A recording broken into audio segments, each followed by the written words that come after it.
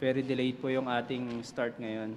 So let's start po sa pag-awit ng hymn, or this is a gospel song. That's song number 361 in my hymnal, but we'll be singing The Lily of the Valley. You can see it's a screen. So awitin po natin. It says here, I have found a friend in Jesus. I think our life will change if we always go to the Lord Jesus and treat Him as a friend. No? I mean, yung atin pong everyday walk. So let's sing po The Lily of the Valley. So awitin po natin The Lily of the Valley.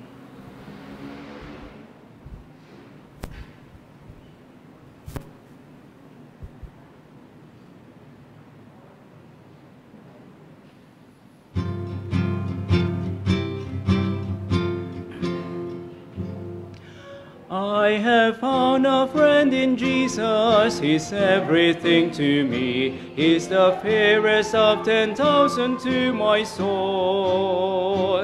The lily of the valley, in Him alone I see all I need to cleanse and make me fully whole. In sorrow He's my comfort, in trouble He's my stay. He tells me every care on Him to roll.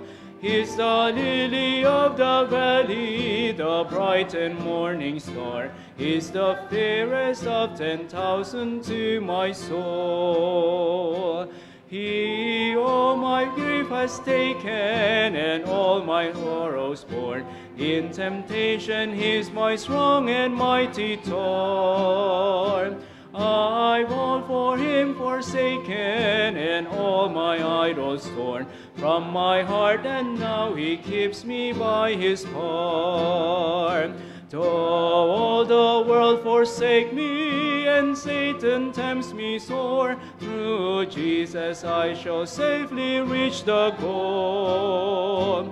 He's the lily of the valley, the bright and morning star. He's the fairest of 10,000 to my soul. He'll never, never leave me, nor yet forsake me here, while I live by faith and do His blessed will.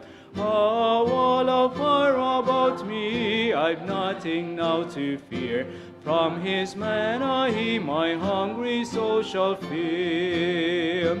Then sweeping up to glory to see His blessed face, where rivers of delight shall ever roll.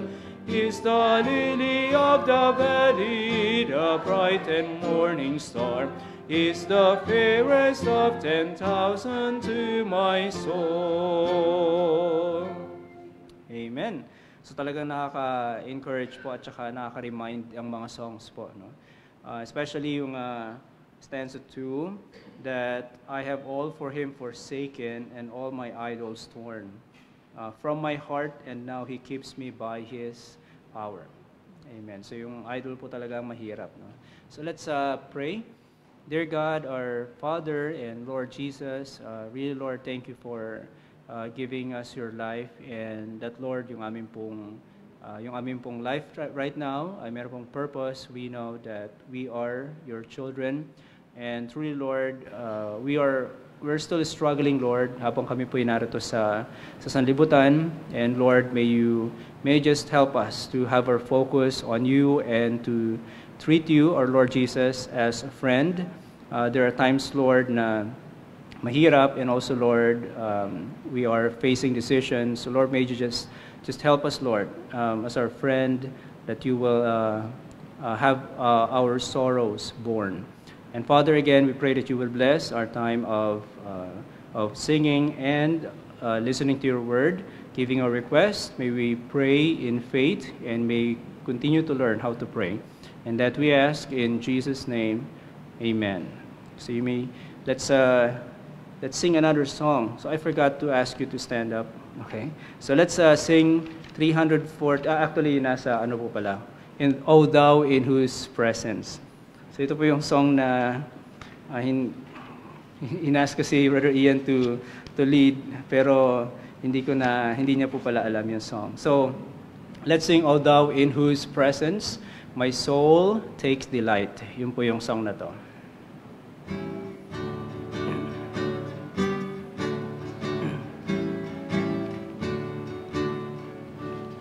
Let's have the screen to come up.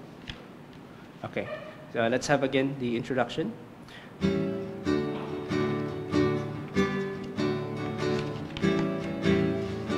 Sing.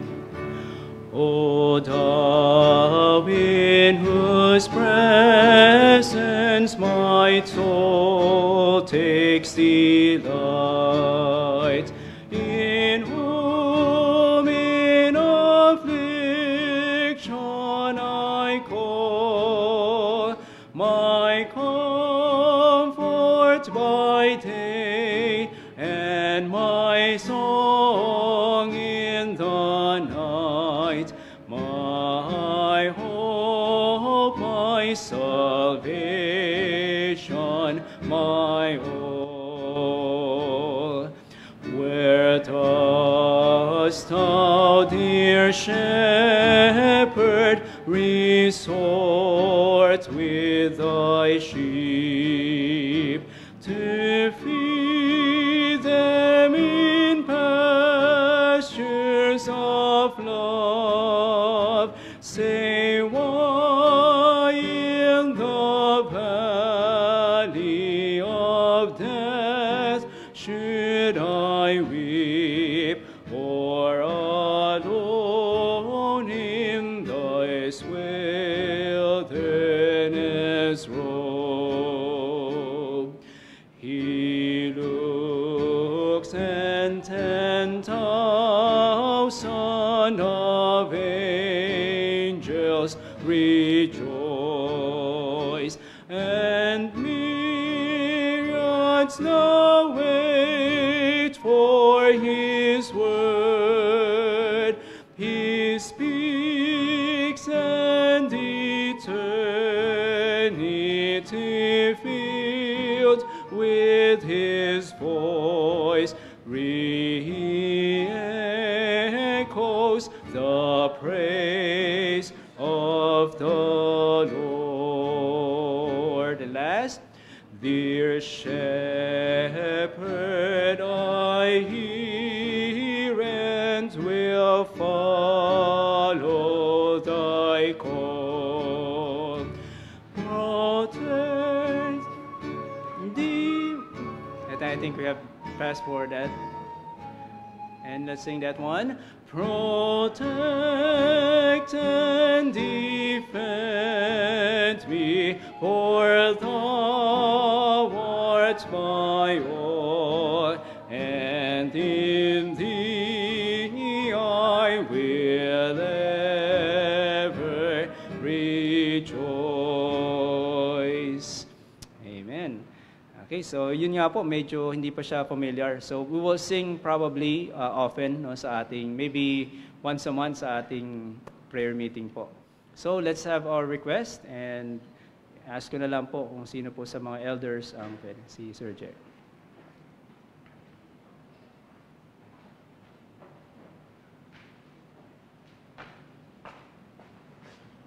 Handang hapon po.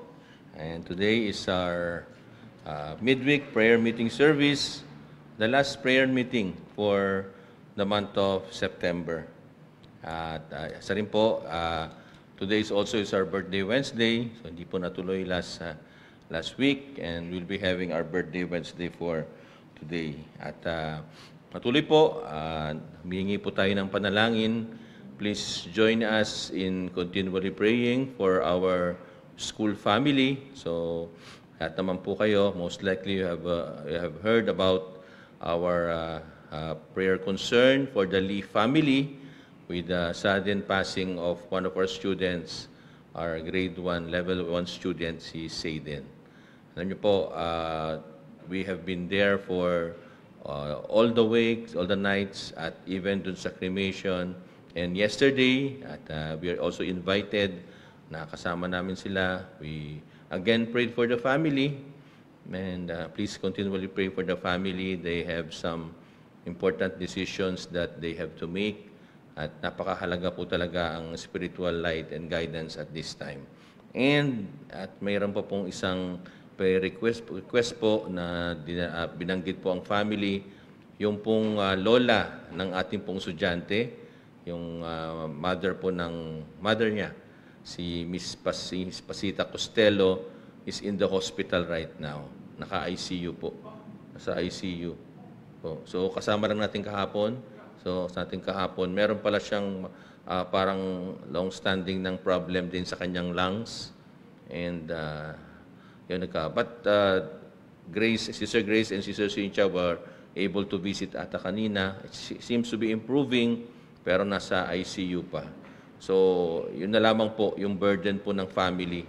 Imagine having to go through yung pong, stage pa lang ng grieving for the loss of their son, and now they have to be with their, with the lola, dahil nga po sa, sa sakit. And let's pray po, po siya, Pasita Costello. Panalangin po natin na very, very soon, sana po mag-improve na po talaga ang condition niya. She'll be out of ICU and hope na makalabas na rin po. So please join us in praying for the Lee family. The father will be leaving for Singapore by Wednesday next week. So balik po siya doon. He has to work. Sabi nga niya, life has to go on. But we're encouraged by the faith. We're encouraged by the faith that the father, even the mother, meron po sila binigay ng Panginoon sa kanila even at this time. So yun po, sama niyo po sila sa ating pong panalangin. And let's pray po. We are, alam niyo po, we have been experiencing rains for the past few days, and meron po tayong may bagyo po na nasa Philippine Area of Responsibility na, and we have been hearing a lot of news na it is possibly it could possibly hit Metro Manila. So yun po yung concern. So please continually pray na ma-spare po tayo of much harm and damage. Kasi nga po the typhoon trajectory is through Bicol, then southern Luzon, with the possibility of hitting us directly by Saturday morning. So panalangin po natin na, sabi nga po sa balita kanina, sunod-sunod na ulan, most likely na-saturate na yung mga lupa dahil sa dami na po ng tubig, and with the upcoming bagyo po na possibly a big volume again of rainwater. So panalangin lang po natin na sana po hindi po ganun kalakas, hindi po ganun ka-damaging po yung magiging epekto po nito. Alam po natin, our nation is currently in a state pa of mayroon pong pinagdadaanan, and we hope that we will be spared of much damage pa, especially to the people na maapektuhan po. So let's continue to pray po for our ministry. So this coming Sunday will be ang turn naman po ng Shalom Fellowship po this coming Sunday. So very thankful po kami. Last Sunday, we had a very joyous fellowship po, yung hosted po ng Band of Brothers na Basketball and Volleyball Fellowship, and it was a blessing. At we more than 3 hours kami nandun, and we enjoyed po. Volleyball for the first time ay na-include na po, at naging very exciting po at masaya po yung fellowship. Looking forward again for the next come October. So please pray po, but for this coming Sunday, ang turn naman po ng Shalom Fellowship. At siguro keep updated na lang dun sa mga announcements, pero alam ko nabanggit na rin to ni Pastor June last time. May sponsor na ata kayo. May sponsor na sa food. Pag may sponsor ata, pwedeng sumali yung hindi Shalom, no? Pagka gana.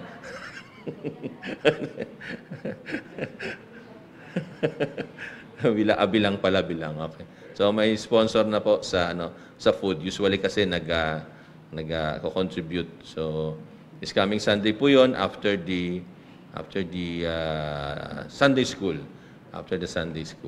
So let's pray also for all our ministries, please continually be with us in prayer every morning po sa morning watch, at doon po natin talaga nakikita po yung mga bagay na nais po natin dalhin sa Panginoon when it comes to our ministry.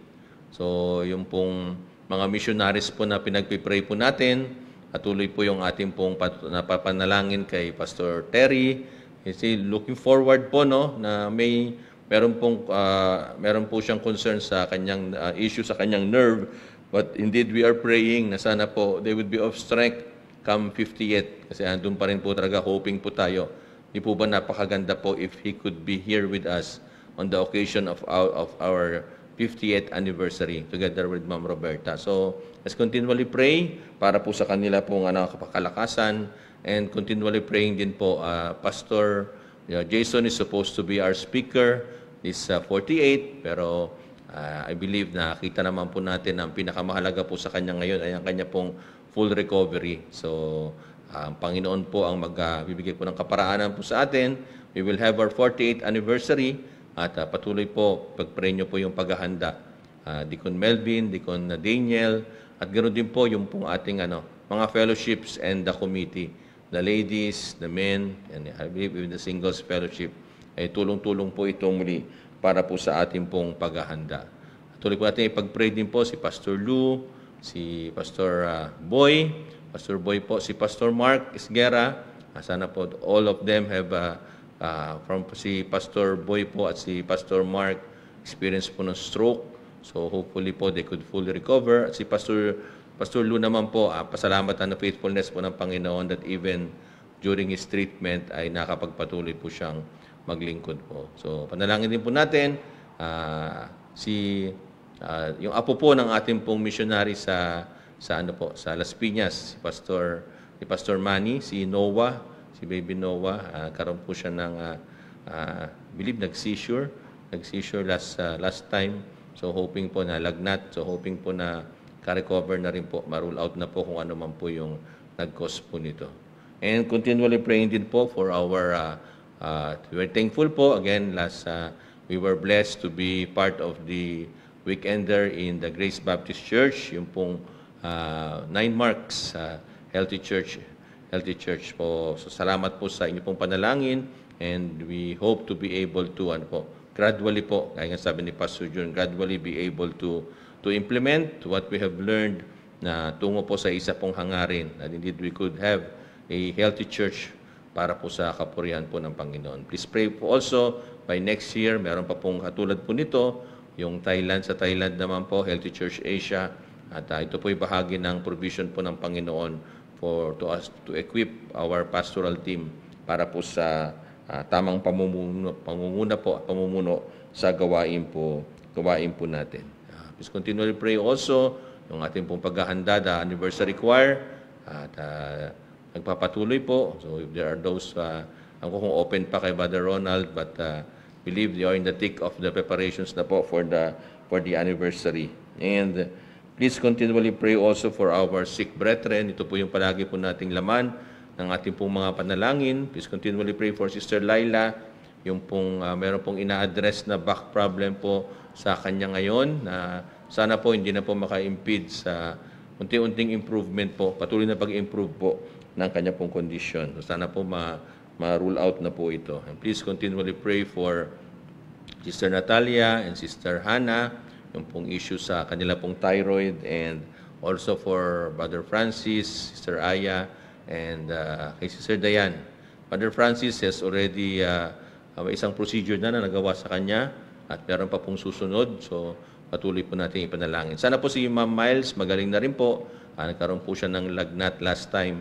That's why they were not here sa church. So yung ating po mga iba pang pinapanalangin, patuloy po natin pinapanalangin si Sir Lorna, kanya pong si Simon Masungsong, at wala pa po tayong update. Hopefully po may matching na po dun sa bone marrow transplant. At yun din pong pinapanalangin natin si Tenny Alano, yung kapatid po ni Pastor Jury, na nagkikimo, experience adverse effects of the chemotherapy. They hope to be able to continue, pero sana ma-suppress na po yung mga side effect po. At yung pong binotap din po sa atin ni Deacon Alster, yung kayang uncle, niya pong Uncle June na naka-experience po ng pamamanas ng sa kanyang paa at that needs immediate medical attention. So sana po makapagpa-check up na po muli, and if necessary po, yung kanya pong confinement ay sana magawa din po. So yun po yung mga atin pong patuloy na regularly na ipinapanalangin, si Nicole and Maxi Licyayo, meron din po kay Phoebe Galano, yung pong isang kapatiran po natin sa up north na nangailangan po ng kidney transplant. And also we were brought to the attention ni Sister Julie sa kanya pong estudyante, si Seth Arroyo. So panalangin din po natin siya yung provision and also yung pong nag-cause ng kanyang mga chest pains. So, si Brother Roniel po, ma'am, magaling na po ba? May sakit pa rin po siya. Hindi pa rin siya nakapasok. May lagnat. Okay, so continually pray for Brother Roniel. Hindi po natin siya nakasama. Wala po siya sa choir. So, may trangkaso, ma'am. Trangkaso po. Trangkaso. So, panalangin po natin. Haron na po sa panahon ngayon na hindi po talaga... Po? Si Lyric din. Okay, so pray for Lyric also. Okay, so, kaya pala wala si Lyric kanina. Si Rindin lang. Okay. So, pag-pray po natin si Baby Lyric din po. Si Baby Lyric. Marami pong mga bata ang nagkakasakit po at this time. So, let's pray po, no? Yung pong dengue, it's been identified po na cause of death ng atin pong nag-pass away na student. So, meron pong parang doon sa lugar nila, sa bahay nila, na most probably been the cause of the proliferation ng po doon, ng lamok. So, please pray na masuppress po ito. There's still ongoing po na parang cases, maraming cases. Please pray for the school. We are really looking na hindi po magkaroon ng possible po na magkaroon po ng infection ng dengue, ng mga lamok po dito sa ating pong school. Pero we can only do so much. Alam naman po natin ang Panginoon po ang mag-aalaga po sa atin. So, anything pa po, pwede po nating isama sa ating pong prayer for today. Andiyan po si Brother Mark para po sa Brother Ronald. Po, at Thanksgiving po at nakaka-recover na po, gumaling na po sa colds. So, I think kahapon, naroon naman ko kahapon. Isang prayer request din po kay Pastor Jason po. So, ngayon, galing po sila sa hospital. Hindi na raw po siya nagpa-admit, pero nagkaroon po ng sign of seizure. Pero naagapan naman po at nakapunta po kaagad sa hospital. So, just continue to pray lang po yung yung pagaling niya po.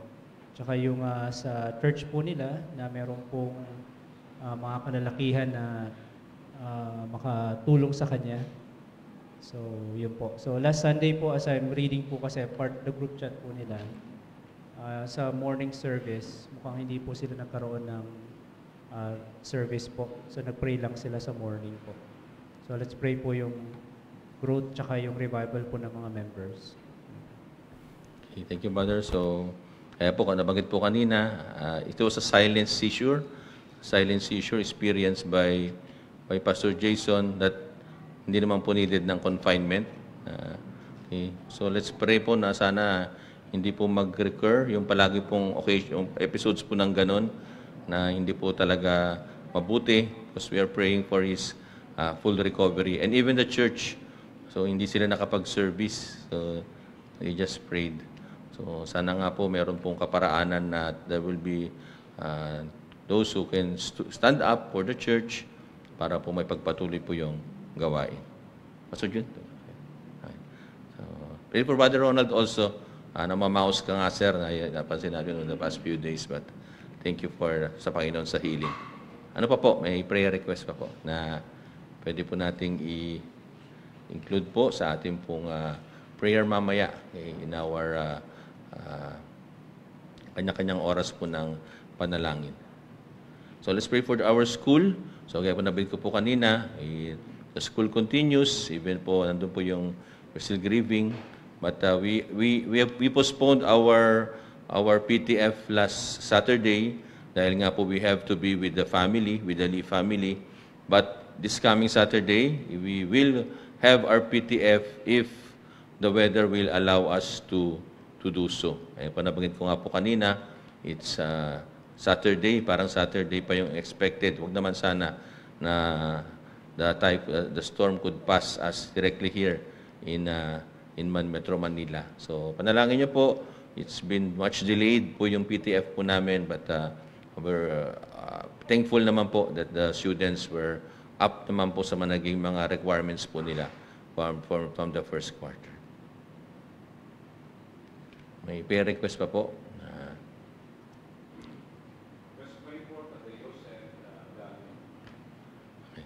Okay, yung pong tama. Opo. So, nung pong nasa po kami, nasa Singapore, we were very much welcome po dun sa mga members that two young couples were gracious hosts to us.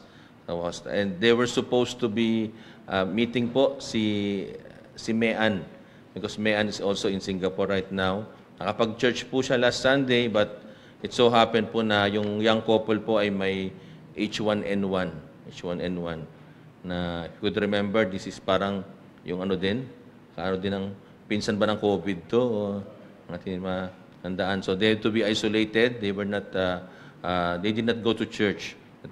So please pray for them.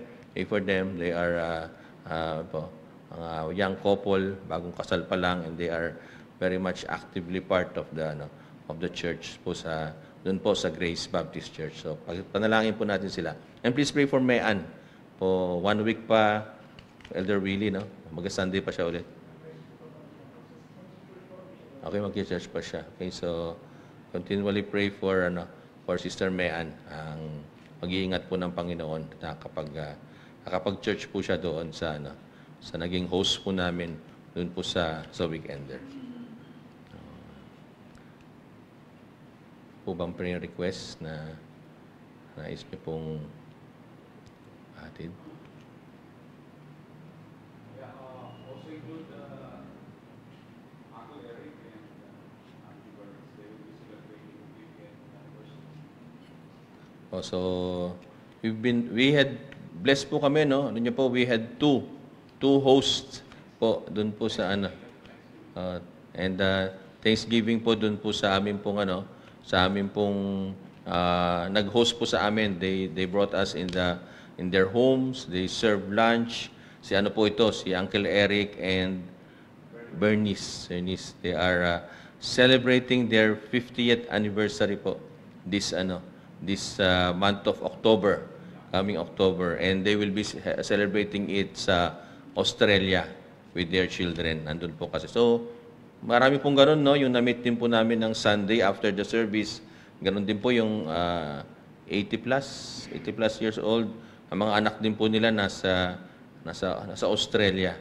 Sa Australia kasi parang their kids study abroad, then they work there till such time na naiiwan nga yung family po dun sa mga parents sa po. And they're very encouraging po. Si Uncle Eric po, 77 years old, very fit. Mas bilis mag-drive. Very gifted po. Good cook and even a good painter. And yung pong nila, he's been to the Philippines. Encourage po na sila po ay patuloy po na naglilingkod po sa Panginoon. And may request nga po si Ma'am that there's some ministry that she wants to be able to continue na makapag-share po ng gospel to the group. Parang dance group po nila.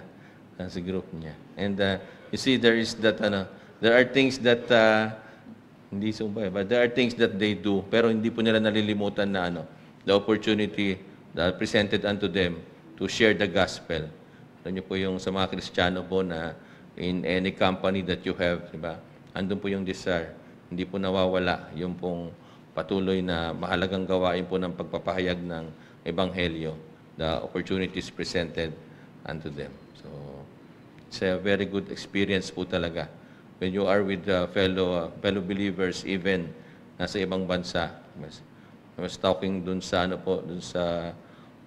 yung isang sumama po sa amin is 25 years old, but he looks like parang 16 lang. nag-16. At sabi nga niya parang ang gaan daw ng ang gaan daw na makasama, even other nationalities. Sabi ko nga, it's the commonality of having Jesus Christ na talagang nagbibigay po sa atin ng parang comfort being with our brothers and sisters of different culture. Maaaring magkaiba po yung culture pero iisa po ang sinasamba, ang ating Panginoong Hesukristo. Meron pa po ba? Bang prayer request? So kung wala na po, so it's 5:48. So mamaya po we'll be back by 6:30. At let's pray po for Deacon Daniel. Deacon Daniel po is not feeling well right now. So ipanalangin po natin siya. Dalangin po natin ang kagalingan para po sa ating pong kapatid. And mamaya po, Pastor June will give the message and we'll have po yung ating pong celebration, ating pong birthday Wednesday. So, tayo po yung manalangin. Dakilang Diyos, mahal naming Ama, tunay po Panginoon, we are thankful po Panginoon na ang pagkakataon na magsama-samang pamanalangin ay patuloy niyo pong ipinagkakaloob po sa amin, Panginoon. Truly, Lord, we are very much encouraged, Panginoon, to be praying with our brethren, Panginoon, morning watch, midweek prayer meeting service, Lord, prayer breakfast, and even during the services po, Panginoon. But Lord, truly, ang pasalamat po namin ay ang ginawa niyo po, Panginoon, na kung saan sa pamamagitan po ng inyo pong bugtong na anak na si Jesus, Panginoon, kami po ay may kalayaan and the confidence to come to you, Panginoon, in prayer, knowing, Lord, Panginoon, that you have assured unto us victory sa mga buhay po namin, na tunay po naman pong kabigatan ay pwede po namin tunay na ipagkatiwala po sa inyo. Thank you, Lord, for loving us. Please help us, Lord, to pray. That Lord, Panginoon, we be also encouraged by your word later po, Panginoon. Salamat po. Ito pong panalangin namin sa ngalan ni Jesus. Amen. So, we back po by 6:30 po for our message.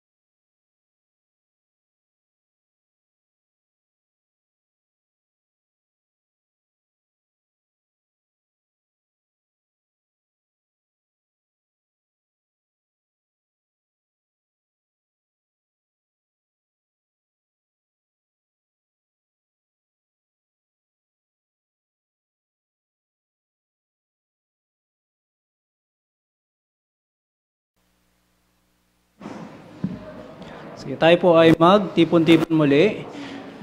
So, para po mapag-isa po yung ating isipan at may handa po tayo sa ating mensahe ngayong gabi, tayo po muna ay aawit. No? So, yun po yung nagagawa ng awit at yung mensahe po niya. So, we'll sing po, May the Mind of Christ, My Savior. Awit lang po.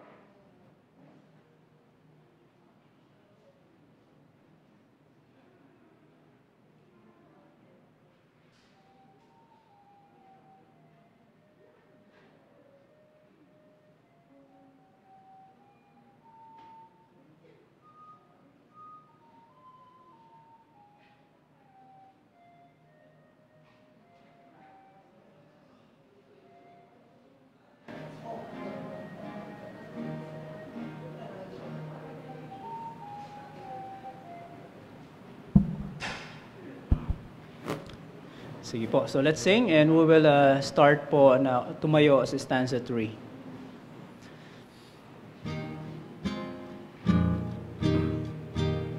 Stanza 1. May the mind of Christ my Savior live in me from day to day, by His love and power controlling all I do and say. Bibilisan po natin ng konti. May the word of God dwell richly in my heart from hour to hour, so that I may see I triumph only through His power. Let's all stand, please, and let's sing stanza 3. May the peace of God, my Father. And I will ask Brother Ian to praise the offering. Let's sing stanza 3. May the peace of God, my Father, rule my heart in everything, that I may become to comfort sick and sorrowing. May the love of Jesus fill me as the waters fill the sea. Him exalting, self-abasing, this is victory. May I run the race before me, strong and brave to face the foe, looking only unto Jesus as I onward go.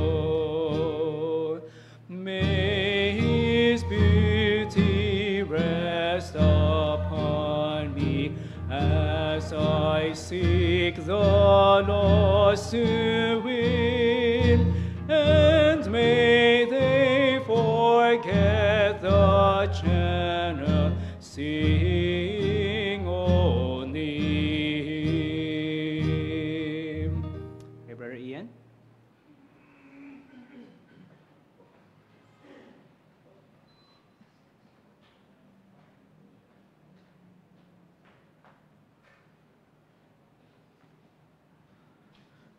Tayo po'y manalangin.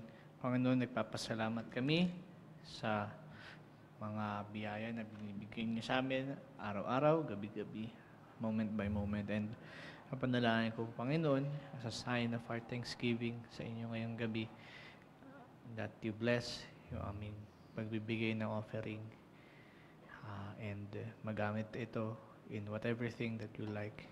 In Jesus' name I pray. Amen.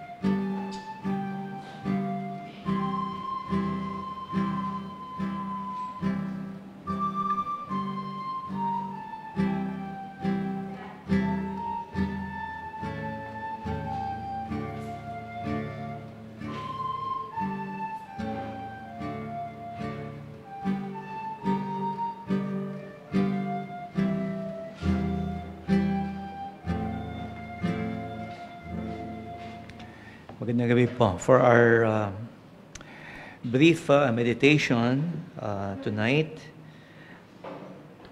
please turn with me sa Luke chapter 7. Luke chapter 7.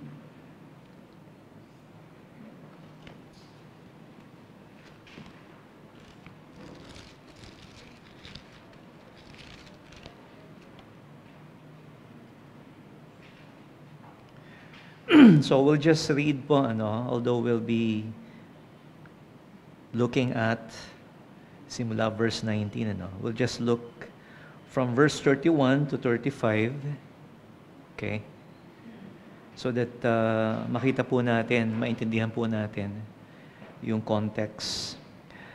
And the Lord said, "Where unto then shall I liken the men of this generation? And to what are they like? They are like unto the children sitting in the marketplace, and calling one to another, and saying, We have piped unto you, and ye have not danced. We have mourned unto you, and ye have not wept. For John the Baptist came neither eating bread nor drinking wine, and ye say, He hath a devil. The Son of Man is come eating and drinking, and ye say, Behold, a gluttonous man and a winebibber, a friend of publicans and sinners. But wisdom is justified of all her children." So if we begin po in verse number 19, so the subject of this narrative, it is about John the Baptist. At dito po sa narrative na ito, meron pong dalawang tagpo. The first scene is that the disciples of John the Baptist, coming to Jesus and asking Him. So inutusan sila ni John the Baptist to ask Jesus. And then after that, Jesus addressed the people. Okay? Dito sa verse 24. Now, ano po yung pakay ng mga disciples ni John the Baptist? So, John the Baptist was in prison. At sinasabi po rito sa verse 19, "And John, calling unto him his 2 disciples, sent them to Jesus, saying, Art thou he that should come, or do we look for another?" So, tinanong po nila ito kay Jesus. "Art thou he that should come, or we look for another?" So, parang si John, he was having some doubts if Jesus was the Messiah. So, it appears yun po,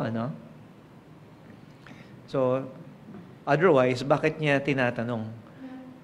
So, ikaw na ba? O mag-aantay pa kami ng iba na darating?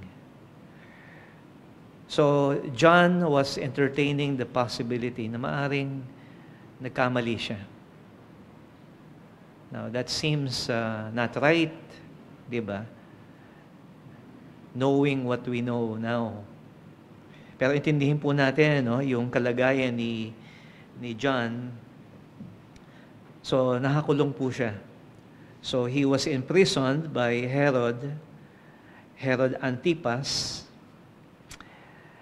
dahil nirebuke niya si King Herod po, for marrying his brother's wife.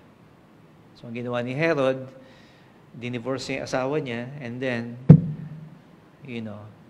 nagkaroon siya ng affair, dun sa asawa ng kanyang kapatid na si Philip.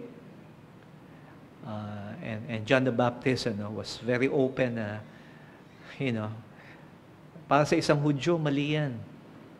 Okay? And for that, for calling out yung kasalanan ni Herod at ni Herodias, the wife, so he was put into prison. And eventually, alam natin nangyari kay John the Baptist, Napugutan siya ng ulo. Okay? So habang nasa prison siya, pinatanong niya, okay, tanongin niyo nga si Jesus, are you the one? Kasi there have been others before him whom they thought that they would be the Messiah, pero hindi naman. So, mali ba si John the Baptist? Of course, alam natin hindi. But was it wrong for him to question, to doubt if Jesus was the Messiah? So sa atin, hindi natin ma-imagine yung sarili natin, di ba? To doubt our Savior. Okay? Most often, ang doubt natin sa sarili natin.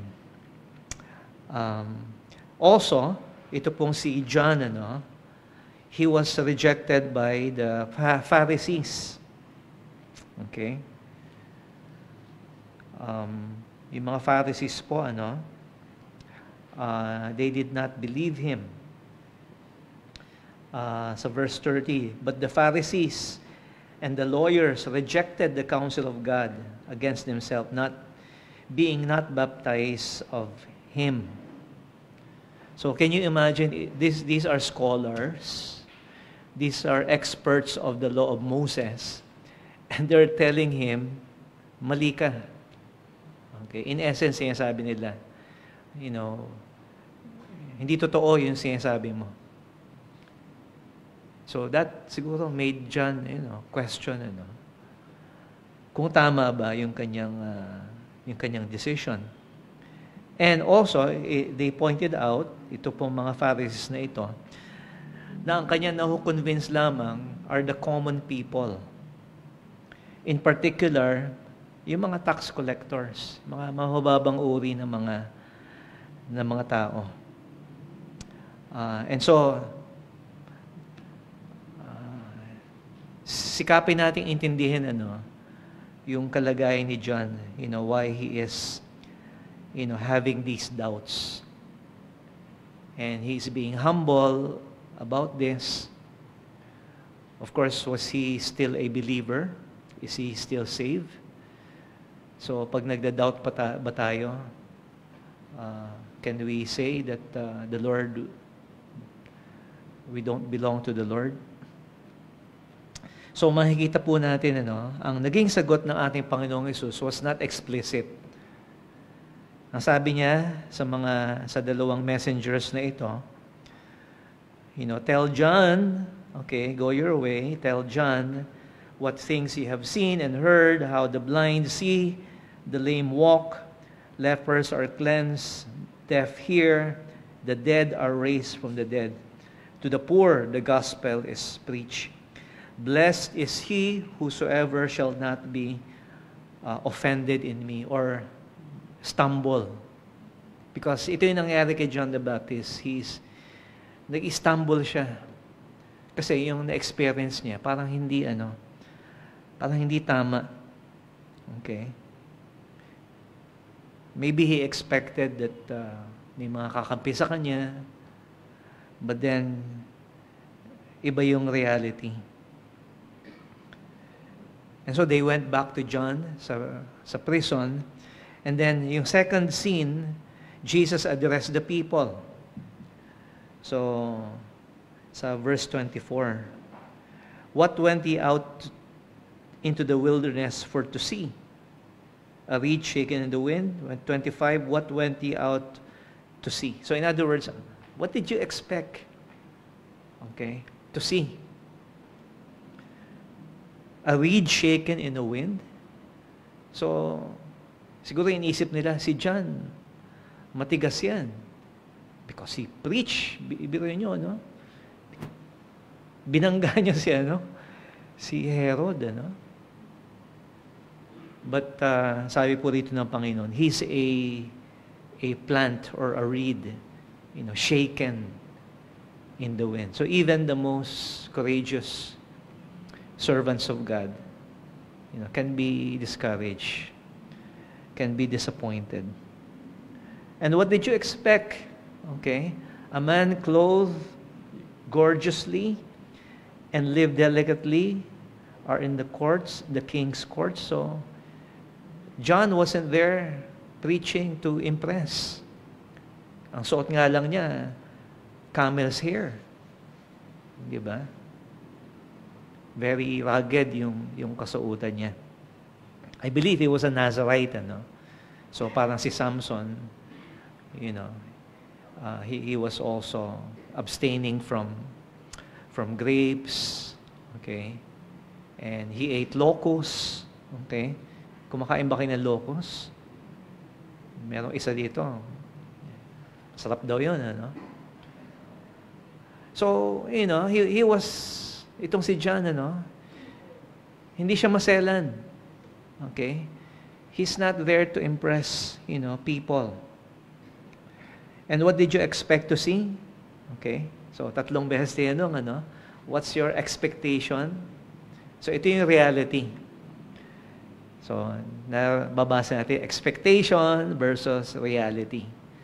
So, ito yung reality. A prophet. But Jesus said, more than a prophet. Okay? Because Jesus said, ito pong si John, there is not a greater prophet than John the Baptist. Wow!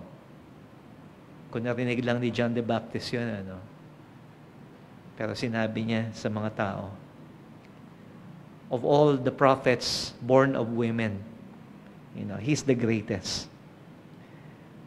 Because he was the last. So si John the Baptist po, technically, he belongs to the Old Testament dispensation. Okay? So he was the last of the Old Testament prophet. At nakita niya yung fulfillment of what was being prophesied by the Old Testament natupad. So he announced, okay, that the Messiah will come. And then he proclaimed, andito na, okay? The King, the Messiah, the Son of God is here. Okay? So indeed, he was the greatest of the Old Testament prophets. And then dito po, hinighlight po ni Jesus, yung pagkakaiba ng mga naniwala kay John at yung mga hindi naniwala sa kanya. So verse 29, all the people heard him, and the publicans justified God, being baptized with the baptism of John. Pero yung mga Pharisees and the lawyers, yung mga scholars, the elites, the aristocrats, yung mga, syempre sila, mga Herodians, they don't care about John the Baptist, So, yun ang pagkakaiba. Pero meron din pagkakaiba si Jesus and John the Baptist in that sa mata ng mga Pharisees, itong si John, very strict. Okay? He was fasting as he prophesied na darating yung Messiah. But Jesus was different. He was feasting. Okay? Yung nga naging question sa kanya, ba't hindi kayo nagfa-fasting? Yung mga disciples si John, nagfa-fasting. Well, because the bridegroom is here. Okay? So, reception, sino atin ng wedding reception, sabihin niya, kain ka na. Alam mo, fasting ako ngayon . Ba't ka pa umattend ng wedding? Di ba? Nagpa-fasting ka pala. So sabi ni Jesus, hey, the groom is here. So anyway, may pagkakaiba po, But yung approach ni Jesus and ni John the Baptist, but they have the same message. Okay? And also, the same results. But the Pharisees, who were cynical, so alam niyo ibig sabihin ng cynical, di ba? So, pag may ginawa kang masama, grabe yung tao ngayon, napakasama talaga nun, Pag may ginawa ng mga mabuti, pakitang tao lang yan. So, saan ka lalagay ngayon? Di ba? So, those are cynical people. So, wala kang lahat ng ginagawa mo masama. Okay, pag may ginawa ko mabuti, masama pa rin. Alright? And the Pharisees, nakita nila yung pagkakaiba ni John, and for them, mali pa rin. You know why? Because it's not really the approach, but the essence of what they taught. And so John was discouraged. So kaya nga po, do we who preach the gospel, do we get discouraged? Okay, yes. Si John the Baptist was compared to Elijah. Anong nangyari kay Elijah? After he defeated yung 450 prophets of Baal, naupo siya sa ilalim ng juniper tree. Sabi niya, nag-iisa na lang ako. Which is not true, because the Lord said there's 7,000 na hindi pa dumuluhod kay Baal. And so, ang point po rito, like Elijah, John got discouraged. At alam nyo, so ito na yung application. Okay? The title of the devotion is Wisdom Justified. At ito yung application sa atin. Meron ba tayong mga pinagsisisihan? Meron ba tayong mga decision that we regret in our life? Thinking na parang mali yung yung decision ko, parang mali yung ginawa ko. Well, okay. That's what's happening to to John. So meron siyang regret. Okay? Because of what's happening to him. Now, one missionary, si William Borden, alam niyo yun, Borden, yung parang formula yata ng gatas yun eh. Napakayaman ng Borden family. Pero itong si William Borden, tinawag ng Panginoon. Alam niyo, he gave up his inheritance, his fortune. Nung nag-aaral siya sa Bible school, pwede siyang makabili ng kotse. Pero alam niyo, nakita niya yung mga klase niya are just common. He lives simply. Si William Borden. Kasi meron siyang vision. He's going to Egypt to be a missionary. So nag-prepare siya, nag-aral siya. Okay? And then, he went to Egypt, okay, on a boat, on a ship. And during the ship travel, he died of meningitis. So ibig sabihin, hindi siya nakaabot dun sa sa calling sa kanya ng Panginoon. And they found this Bible, ang nakalagay doon, no regrets. Parang may nakalagay pa yata no retreat. Okay, no retreat. May nakalagay ba no surrender? Iba yun diba? No retreat, no regrets. Okay. So tama ba yung naging decision ni John the Baptist? And this is the application. The Lord validates and vindicates the work of His servants over time. So, ang keyword po rito, time. Okay. Kasi hindi natin kagad nakikita, yung bunga o yung result of what we do for the Lord. Kaya nga, it seems parang saying po ito, sa verse 35. But wisdom is justified of her children. So, wisdom, that's the word Sophia. Sophia is justified by her children. And wisdom is not just knowledge, It is skill to do what's right, kung ano yung tama. And in the book of Proverbs, wisdom is personified as a woman.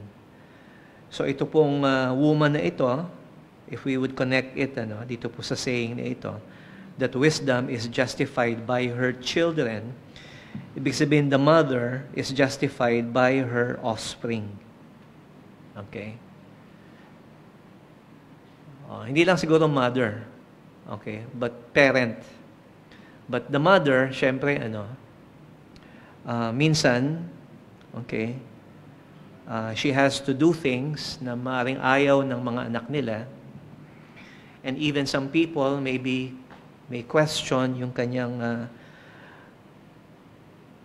actions. Pero may kasabihan nga, mother knows best. Okay? Now, on the outside, parang, at sa simula, parang hindi eh. Okay? We would question our parent, our mother, di ba? Hindi ganyan eh. Pero yun nga po, time will tell. Okay. Tama pala si mama. Okay. Tama pala yung mga magulang ko. Merong wisdom. Okay. And andun po yung vindication. Okay. By what? By the result. So yung result, hindi kagad nalalaman yan eh. Okay. Hindi na nakita na buhay si John the Baptist na makita si Jesus. Hindi niya nga nakita yung mga miracles eh. Although narinig niya from heaven, the Father saying, "This is my beloved Son, in whom I am well pleased." Other than that, hindi niya nakita yung healing, yung miracles, casting out demons, raising from the dead. Okay? Hindi niya nakita yun. And maybe, we won't even see the fruit of what we do for the Lord. Pero, yun nga po, the fruit or the result, okay, na ang Panginoon na magbibigay, validates, okay, yung action po natin. Parang sinasabi dito ng Panginoon, that it's the fruit that makes the tree. Okay? So parang baliktad, di ba? Di ba? Cause and effect. Okay? Pero alam niyo, mayroong pag-aaral in quantum physics, and yung mga protons, yung mga makikita po natin, that's the very foundation of physical reality. Na makikita po natin, especially in liwanag, ano ba yung liwanag? Is it a wave? Is it a particle? Okay. Or is it both? Cannot be at the same time. Pero yung mga pag-aaral po nila, sa quantum physics, okay, it's the effect or the result that changes the cause. Okay? I don't have time to explain it, Okay? Alam mo yan, Pero ang ko nga po rito, di ba? Pag nakita na natin yung end, then we realize what caused it, kung ano yung naging dahilan nun, mabuti pala. And isn't that a spiritual reality also? Na it's the end, okay? Parang mali, that justifies the means, yung results. Okay? But it's the Lord. Okay? Kasi sa umpisa pa lang talaga, hindi natin alam, tama na eh. Okay? Tama ba yung decision ko na ginawa ko nagkaroon ako ng mga mas maraming problema. Okay? We just need time. And John was, just being honest and humble. Okay? When he doubted Jesus is the Messiah. Kasi dapat ito, sabihin ko sa inyo, Dapat ito siguraduhin natin. Hindi lang tanggap ng tanggap. Patanggapin mo na, di ba? Hindi po eh. We should allow some questioning. Okay? Kasi pwede kang magkamali. The worst mistake you could ever make, okay, is about Jesus. Pag magkamali ka dyan, kahit tama yung doktrina mo sa church, tama yung doktrina mo sa second coming, pero hindi ka naman naniniwala in the person, in the deity of Christ, what's the point? Kung magkamali ka about Jesus, you'll be wrong, in all things. Si Paul, ang daming ginawang tama ni Paul, pero mali siya about Jesus. And he realized, his error. He repented and became a follower of Christ. At alam niyo, maraming beses, there are many times I realized we were wrong. And we had to humbly ask for forgiveness. Nangyari na ba sa inyo yun na naisip nyo, mali pala ako? And I'm sorry. Nagkamali ako. Okay. Pero pagdating po sa ating Panginoong Hesus, okay, it is God who will validate us. So kaya nga sinasabi ng Panginoon, let us not be weary in well-doing. For in due season, merong time, okay, we shall reap if we faint not. Okay. So we will realize what was a wrong decision before. Okay. God can overrule that. Okay. Na may nanghihinayang, ba't di ko ba ginawa yun? Di ba?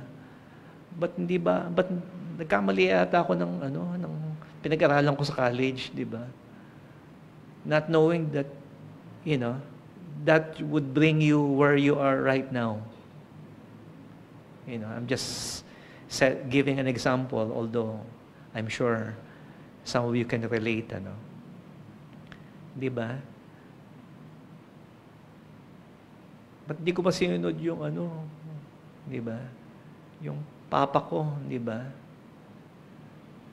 Sabi niya, mag-doktor ako, pero fine arts. Sabi naman ni Papa, sportanta ka, di ba? Kung saan ka masaya, di ba? Tapos ngayon, nagsisisi ka, di ba? Pero,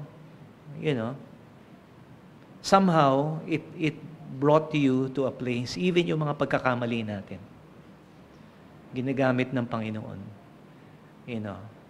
Because God is sovereign. He's in control of all things. Hindi na po frustrate ang Panginoon. Ba't hindi mo ginawa yun? Diba? Hindi alam ng Diyos. Alam ng Diyos. God knows what He's doing. Sige po. So, I overextended it. Pero I hope we realize po that wisdom, yung wisdom na binibigay sa atin ng Panginoon, in the end, will be made right or justified. Thank you, Lord, sa inyo pong paalala, Panginoon, sa amin for teaching us in essence, for those who trust in you, all things work together for good. Baunin po namin ito, Panginoon, even when we make mistakes and we regret it, Lord. Help us, Lord, to realize that you are the one who is in control of all things. Help us, Lord, to learn from them and at the same time be encouraged. In Jesus' name, amen. Okay, sige po. So today is Birthday Wednesday. We had to postpone it because I'm sorry, we were not here last Wednesday. Okay? But let me just mention yung ilan. And please, kung meron kayong maalala na ma-omit ko, just Say it out loud. So, yung pinakamatanda, si Nanay Lorraine, okay, huwag niyo kalimutan, mga shalom, sa 28, she will be the one to feed us. Okay? So, no more contribution. Okay? So, siya nagsabi nun, hindi natin siya pinilit. Although magandang ano yun, ano? Magandang example yun, ano, na sundin. And then, the young mother, si Joy Colico, also had her birthday. Si Klein Luib, okay, had his birthday also. And this young lady who is very faithful to Christ, si Jazz. Next week, sa Friday, okay, tama-tama, walang pasok, ano? Siguro, okay. Baka i-post yan, ano? And then, Sister Nelia in Ontario, okay? And Sister Sharon, okay? And Sister Karen, you know, double, ano yan, celebration, ano? And Kisia, tama bang pronunciation? Kesha? Kisia? Kisia, okay? May Zay, eh. Zay, okay? As the mother who is very wise also. And, okay, watch out, ano, Friday, Allison, Sortu, Sister Ali. So, meron pa ba akong na, ano, na, Atinel, sino pa? Okay. Sister Aida Basas, okay. Yung mga ladies, alam niyo yun, ano? Sa amin, wala kami alam eh, kasi... Okay, Sister Hannah. Okay. Nelda also, Nelda Oril, in September. Nelda and Sister Nelly. Okay, so batiin niyo po sila, either advance or belated, happy birthday, di ba? Sino? Lilin. Lyric pala, okay. Oh, andun tayo eh, nung ano eh. Okay. Yeah, oo, the baby, first birthday niya. Amen. Yeah, so, greet them, ano, wish them a happy birthday. You know, huwag niyo na patagalin, ano. Huwag niyo paabutin ng 2 buwan. So, hindi na. Okay. Okay, sige po. So, awitan natin si Jazz na andito sa kanyang birthday. So, ito ay handa namin para sa iyo. Kasi ikaw ay mabait na bata. Okay? Isang bagsak nga, Kayla. Sa gitara, okay.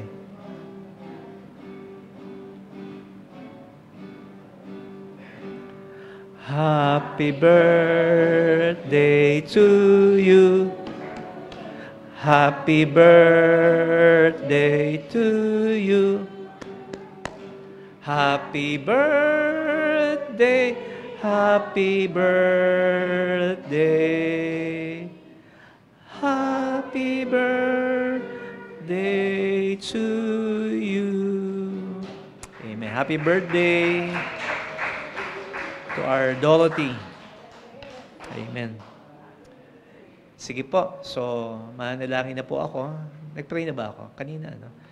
Siguro si Elder Jerry, can you pray for our food? Lord, we thank you for birthdays po, Panginoon.